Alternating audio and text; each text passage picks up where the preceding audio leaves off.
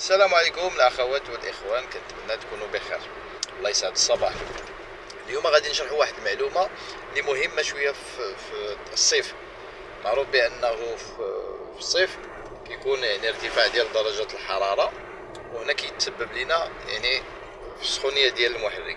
كاين عندنا واحد المجموعه ديال العربات ديال الطوموبيلات اللي ما فيهمش ليكوي ديال السخونيه، كنكون كنتمشى حتى كنلقى البوله ديال السخونيه شعلت، وبالتالي كنوقف ما كنعرفش واش كانت السخونيه طالعه او لا. ما عنديش داك الترمومتر. داكشي علاش احسن حاجه غنديروها، بحال مثلا عندنا داسيا ما فيهاش ليكوي ديال كما كتلاحظوا، ما فيهاش ليكوي ديال السخونيه.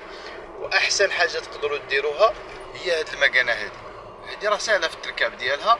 هاد الترمومتر هذا كيعطيني السخونيه ديال المحرك. كنولي انا مراقب المحرك ديالي على بعد وقت، وهذا كل شويه كنشوف في المكانه او في الترمومتر، وكنتفادى انه يوقع لي مشكل. المساله الثانيه اللي مهمه هو انه الى جاب الله شعلات عندي البوله ديال الحراره او ديال السخونيه، اول حاجه كندير كنوقف بطبيعه الحال. الا كنت شاد الطريق طويله نحاول ما نسكتش، نخلي المحرك يدور واحد شويه باش يرتاح.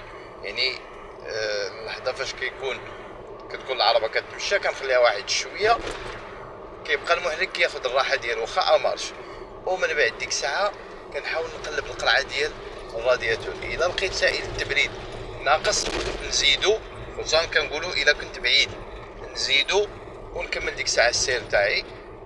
علاش كنديروا هذه العمليه؟ لان يقدر يمشي لي الجوان كيلاص الا مشيت تسكت الطوموبيل، اللحظه اللي غنتبرد غنبغي ندير مارش ما غديرش مارش.